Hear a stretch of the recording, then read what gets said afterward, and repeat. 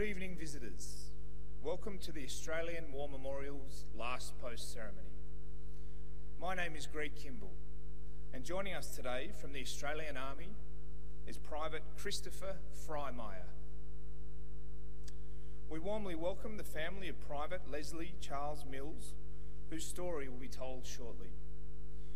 We are honoured to acknowledge His Excellency, Mr. Wahidullah Waisi, Afghanistan's Ambassador to Australia, and the accompanying delegation. We welcome the veterans who have served, those that are still serving, and the families that support them. We acknowledge the members of RSL and Services Clubs Australia, RSL Victoria, and RSL Queensland who are watching the broadcast of this ceremony across Australia. During the ceremony, wreaths will be laid at the base of the pool of reflection by family, visitors and students on behalf of the following schools. From New South Wales, Dungong Public School, Dungog. From Queensland, Gladstone State High School, Gladstone. From South Australia, Norwood Morialta High School, Senior Campus, McGill. And from Victoria, St Joseph's School, Nurmerker. Please stand and join in singing the National Anthem.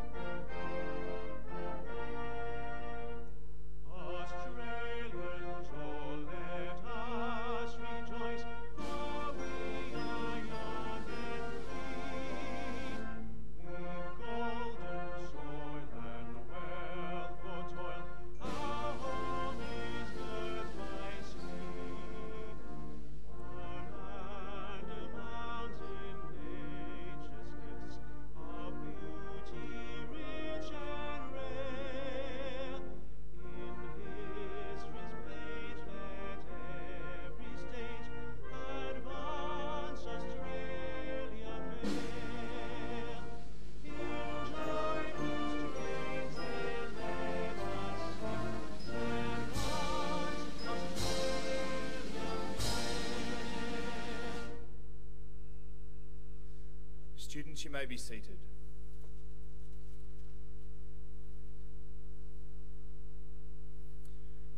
The Australian War Memorial was the vision of Charles Bean, Australia's First World War official historian.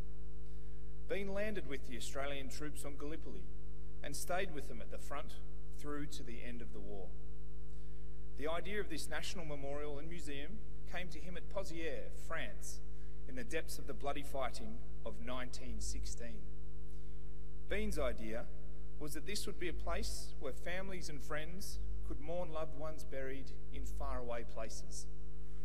It would also be a place that could help all Australians understand what these men and women had endured and what they had done for us. Bean's vision, to which we remain true, is best expressed as inscribed in the entrance to the memorial's galleries. Here is their spirit in the heart of the land they loved, and here we guard the record which they themselves made. Tonight we'll read the story behind just one of those on the Roll of Honour, which lists the names of more than 102,000 men and women who have given their lives for us in war and operations for more than a century. But first, we present a lament, Flowers of the Forest. Wreaths and floral tributes will now be laid at the base of the pool of reflection.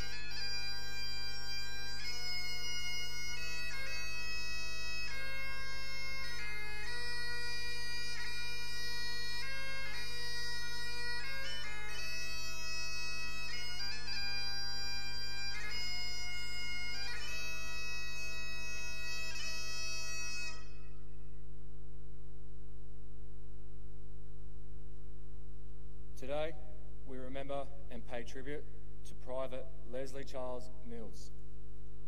Fondly known as Les, Leslie Mills was born on the 21st of July in 1897 in Bringalong, Victoria, the youngest man of 9 of Thomas and Rachel Mills.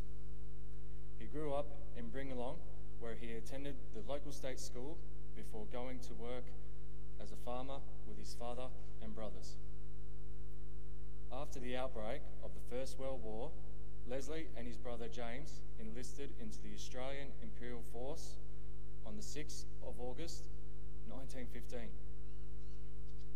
Before leaving home, their mother told James to look after his younger brother.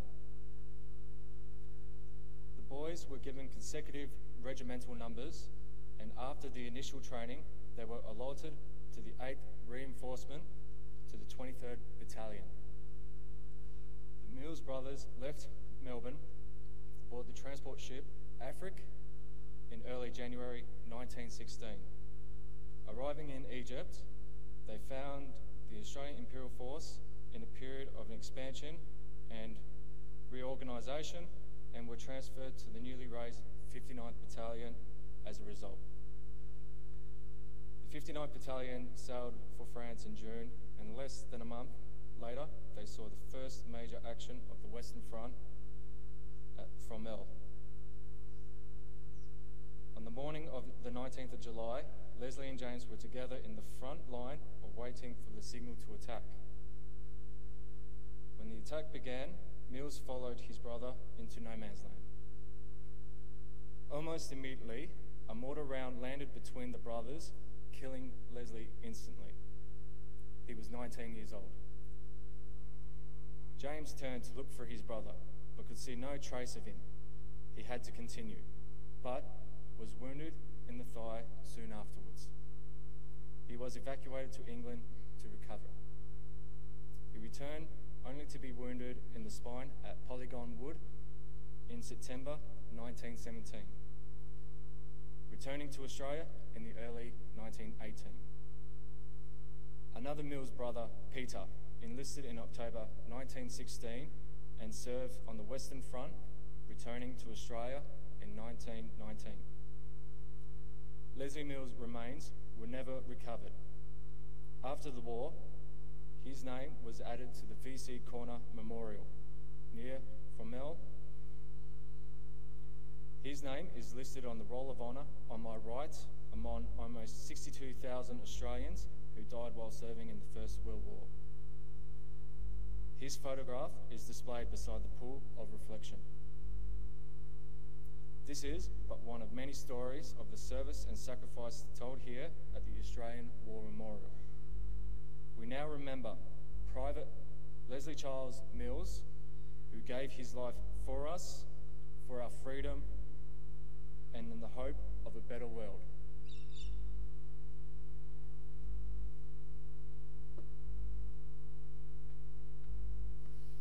Please stand for the reading of the Ode and the sounding of the last post.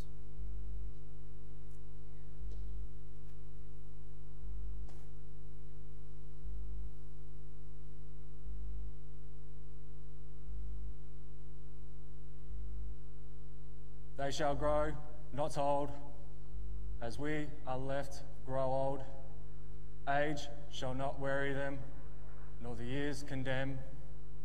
At the going down of the sun and in the morning, we will remember them.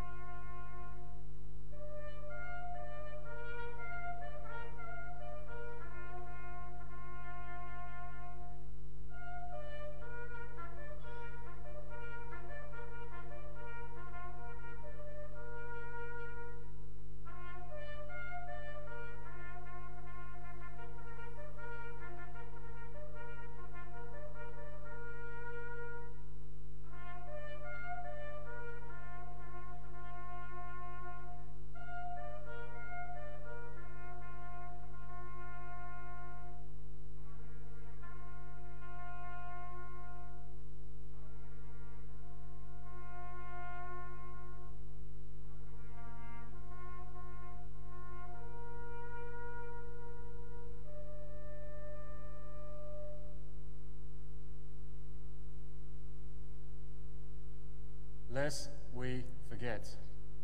Lest we forget.